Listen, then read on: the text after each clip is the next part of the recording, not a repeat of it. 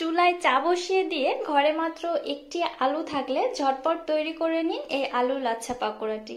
আসসালামু আলাইকুম everyone, welcome back to my channel.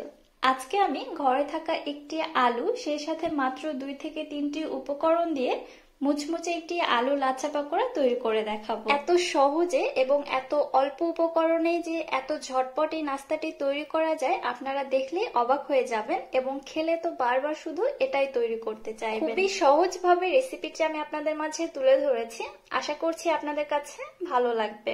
কথা না বাড়িয়ে চলে যাচ্ছি মূল রেসিপিতে।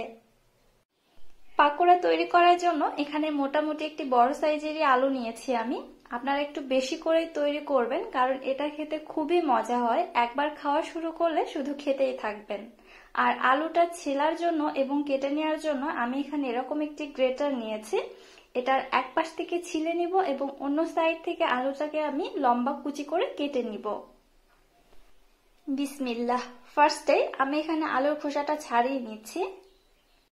খোসা ছাড়ানোর পর এবার আলুটা কুচি করে নেওয়ার পালা। আমি একটি মিক্সিং বোলের মধ্যে পর্যাপ্ত পরিমাণে পানি নিয়েছি। আলুটা আমি গ্রেট করে বা কুচি করে সরাসরি পানির মধ্যে ফেলছি। এছাড়া আলু কুচিগুলো কিন্তু কালচে বর্ণ ধারণ করবে। আমি এমন একটি পিলারের সাহায্যে আলুটাকে কুচি করে নিচ্ছি। আপনারা কিন্তু আপনাদের সুবিধা মতো ছুরি অথবা বটি দিয়েও কুচি করে নিতে পারেন। আর দেখুন এই পিলারের সাহায্যে আলুটা কত সুন্দরভাবে কুচি করা হয়ে যাচ্ছে। পুরোটা আলুই আমি এভাবে কুচি করে নিচ্ছি। একদম শেষ স্টেপে এসে হাতে কিন্তু লেগে যেতে পারে, এজন্য আমি এইটুকু অংশ আর কুচি করে নিব না। এটা আমি এভাবেই রেখে দিব বা ফেলে দিব, অথবা তরকারির মধ্যে কেটে দিতে পারেন। একটি আলু থেকে কিন্তু এখানে বেশ অনেকটাই আলু কুচি হয়েছে, কারণ আমি বড় সাইজের আলু নিয়েছিলাম। এবারে আলু কুচিগুলোকে আমি খুব ভালোভাবে পরিষ্কার পানি দিয়ে ধুয়ে নিব, যতক্ষণ না স্বচ্ছ ক্লিন পানি বের হচ্ছে। দেখতে পাচ্ছেন। এবারে আমি আলু কুচিগুলোকে পানি থেকে ভালোভাবে নিংড়ে উঠিয়ে নিব।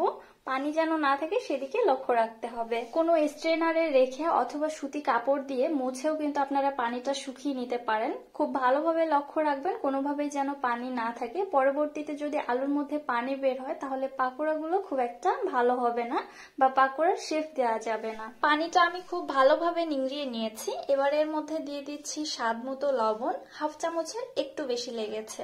দিয়ে দিচ্ছি হাফ চামচ সাদা গোলমরিচের গুঁড়া। আপনারা চাইলে এখানে কালো গোলমরিচের গুঁড়াটাও দিতে পারেন। আর দিয়ে দিচ্ছি হাফ কাপ কর্নফ্লাওয়ার। কর্নফ্লাওয়ার আপনাদের হাতের কাছে না থাকলে কিন্তু ময়দাও দিতে পারেন, তবে ময়দার থেকে কর্নফ্লাওয়ারটা দিলেই পাকোড়াগুলো বেশি ক্রিস্পি হয়। এবারে আমি সবকিছু খুব ভালোভাবে একসঙ্গে মিশিয়ে নিচ্ছি। আর আলুর টুকরোগুলো বেশি চাপ দিব না, চাপ দিলে কিন্তু পানি বের হয়ে যেতে পারে। দেখতে পাচ্ছেন মেখে নেওয়ার পরে অনেকটাই সফট হয়ে এসেছে। এবারে এগুলোকে পাকোড়ার শেপ দিতে খুব সহজ হবে। এভাবে হাতের মধ্যে আলতো করে ঘুরিয়ে নিলে কিন্তু পাকোড়ার শেপটা খুব ইজিলি চলে আসবে। সরাসরি তেলের মধ্যে ছেড়ে দিব। এদিকে চুলায় আমি তেল গরম করতে বসিয়ে দিয়েছি। তেলটা হালকা গরম হয়ে এসেছে, তখন পাকোড়াগুলোকে দিয়ে দিচ্ছি। একদম বেশি গরম তেলের মধ্যে কিন্তু পাকোড়াগুলো ছেড়ে দেওয়া যাবে না, তাহলে আলুর টুকরোগুলো একদম আলাদা হয়ে যাবে। এজন্য হালকা গরম তেলের মধ্যে দিতে হবে, তাহলে পাকোড়ার শেপটা একদম পারফেক্ট থাকবে। এভাবেই চুলার হিট মিডিয়ামে রেখে উল্টে পাল্টে সুন্দর একটি কালার আসা পর্যন্ত এবং পাকোড়াগুলো ক্রিস্পি হওয়া পর্যন্ত ভেজে নিচ্ছি। হাই হিটে ভেজে নিবেন না, তাহলে পাকোড়ার মধ্যে খুব দ্রুত কালার চলে আসবে আর ভালোভাবে কিন্তু ক্রিস্পি হবে না। দেখতেই পাচ্ছেন আমার এই পাকোড়াগুলো কিন্তু ভেজে নেওয়া হয়ে গিয়েছে। এই পাকোড়াগুলো ভেজে নিতে আমার মিনিমাম সময় লেগেছে 7 থেকে 8 মিনিট, যার ফল দেখতেই পাচ্ছেন পাকোড়াগুলো কত বেশি ক্রিস্পি হয়েছে এবং পাকোড়াগুলো কিন্তু একদম লাচ্ছা শেপেরই রয়েছে, দেখেই সেটা বুঝতে পারছেন।